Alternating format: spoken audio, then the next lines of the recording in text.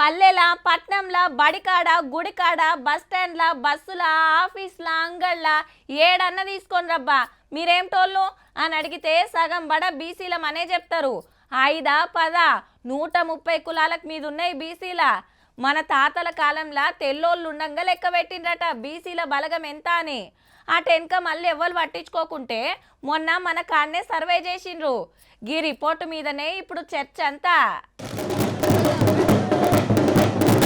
బీసీలకు రిజర్వేషన్లు పెరుగుతున్నాయి, పదవులు ఎక్కువ వస్తాయనే గీ సంబరాలు. కులగణన రిపోర్ట్ వచ్చింది కదా. తెలంగాణలో బీసీల బలగం ఎంత అంటే 146 మంది. ముస్లింలలో ఉన్న బీసీలను కలిస్తే 156. 33 జిల్లాల్లో 1,99,85,000 మంది ఉన్నట్టు లెక్క తేలింది సర్వేలా. ఎస్సీలు 61 లక్షలు, ఎస్టీలు 37 లక్షలు. ఇక ముస్లిం ఓసీలను కలిపితే మొత్తం ఓసీల బలగం 56 లక్షలు. అంటే టోటల్ తెలంగాణ జనాభా 3,70,00,000లో 3,54,00,000 మంది ఈ సర్వేలో పాల్గొనడం. 16 లక్షల మంది వివరాలు చెప్పలేదట సర్వే చేస్తోళ్లకు.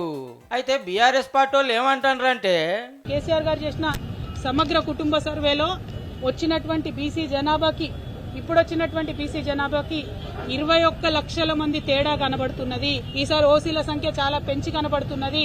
60% దాటి ఉన్నటువంటి బీసీలను ఓన్లీ బీసీలే 46% అని కుదించడంలో సర్వేనే చేయకుండా మీరే సర్వే చేసినట్లు.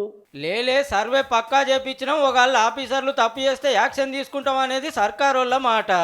ఆ కుటుంబంలో కవిత గారు ఒక్కరు సమాచార సేకరణ ఇచ్చినారు, మిగతా వాళ్ళు ఇవ్వలే. ఒకవేళ మా ఇమ్మీడియట్ రాకపోతే మీరు ఫలానా కార్యాలయం ఒక కాల పరిమితి నిర్ణయించినాం, మా దగ్గరకు రాలే అని అంటే వాళ్ళ అవివేకము, వాళ్ళ అజ్ఞానం. గమ్మత్ ఏంటంటే తెలంగాణ రాగానే మాత్రం సర్వే చేసిండ్రు కానీ 10 ఏళ్ళు పవర్లు ఉన్నా రిపోర్టు బయట పెట్టలే పాత సర్కారోళ్ళు. ఇప్పుడు వరకు ఆ కులగణన సర్వే బయటికి పెట్టలే కేసీఆర్ 10 సంవత్సరాలు. అరే జూటా కేసీఆర్, నువ్వైతే చేయలేవు, ఇక మేము చూడు దమ్మున్న సర్కార్, మేము మాట ఇచ్చినాం. బీసీ రిపోర్టు మీద చర్చిస్తానికే రేపు అసెంబ్లీ స్పెషల్ మీటింగ్ పెట్టిండ్రు. ఇంకో దిక్కు బీసీలంతా ఒక్కటి కావాలి, మన బలగం చూపించుకోవాలనే మీటింగులు నడుస్తున్నాయి. మేము రేపు తెల్లారే వరకల్లా టీఆర్ఎస్ పార్టీని కొనేయమంటే కొనేస్తాం. మేము గంత డబ్బుంది బీసీల దగ్గర.